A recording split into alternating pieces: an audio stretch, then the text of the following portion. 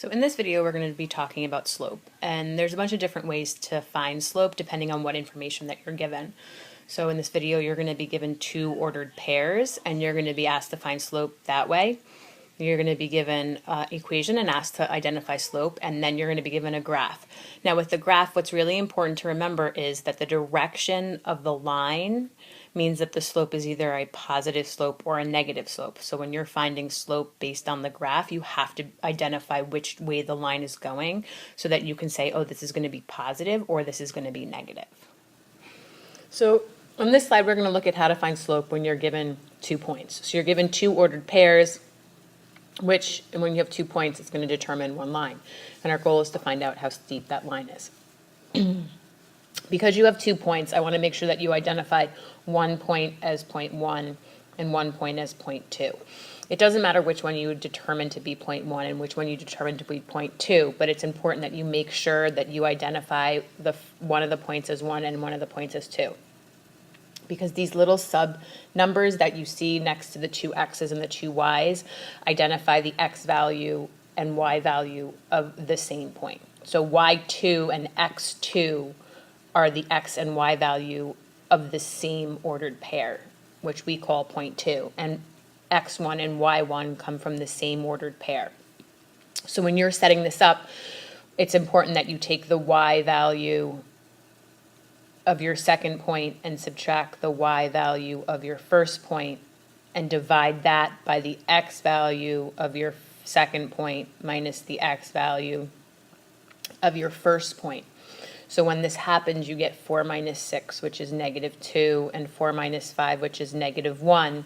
And when you divide -2 by -1, you get 2. So the slope of your line is 2 or 2 over 1. That's your choice how you say it. It's really important that you remember this, that you keep the first numbers should come from the same ordered pair, and the second numbers should come from the same ordered pair. For the second set of points, okay, I'm going to go ahead and do it the same way I did, where the first point is point 1 and the second point is point 2.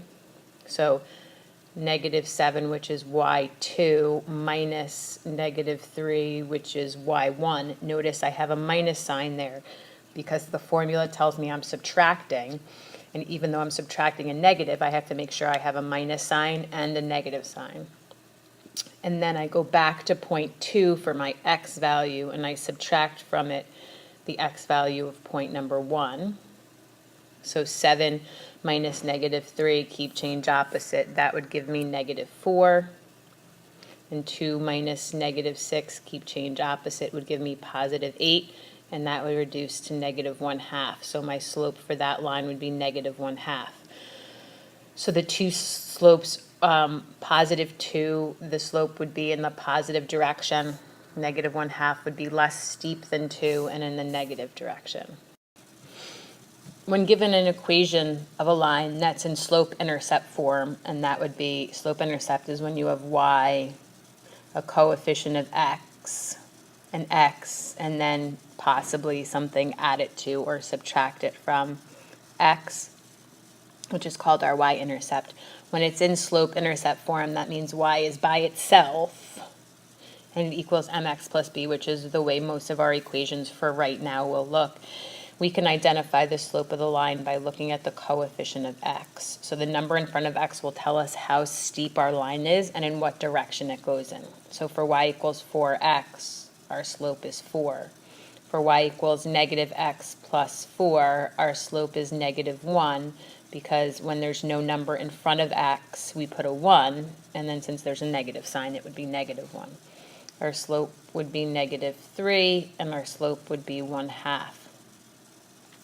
So given an equation in slope-intercept form, which is the equations we're going to see most of the time for right now, our slope is the number in front of x. If you had something in front of y, you wouldn't be able to just look at x, but we'll get to that in a different video. So for right now, when you just have the y's, y equals, you can look at the coefficient of x. So on this slide, we're going to look at how to find slope when you're given a line. You can always go back to the place where you put values to points. So I see a point here, which means this would be 0, 0, And I know that this is a point, which would be 1, 3. So I could always identify 2 points and then use the slope formula, which you did in slide 1. Or you can take any one point on the line as your starting place. So I will choose the bottom point that I see, this one. And I know that the next point up is the origin. So I'm going to see how many places I go up to get there. 1, 2, 3.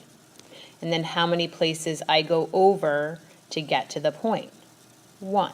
So I went up 3 and I went over 1.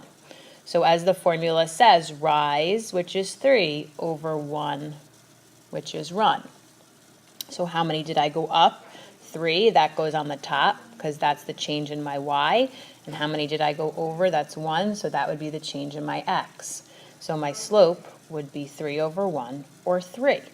That should be the same thing that I get when I do x1, the slope formula. So if I did 0 minus 3 over 0 minus 1, I get negative 3 over negative 1, which gives me a slope of 3. Some of you may be wondering what happens if you do not 2 points that are next to each other. Okay, so let's see. So I'll start at my same point, but this time I will go all the way up. 1, 2, 3, 4, 5, 6. So I went up 6, 1, 2, and I went over 2. So my rise was 6 and my run was 2. Hey, I got the same slope because all points on the line have the same ratio of the change in y over the change in x. Any 2 points on the line will have that same ratio. It's called your slope.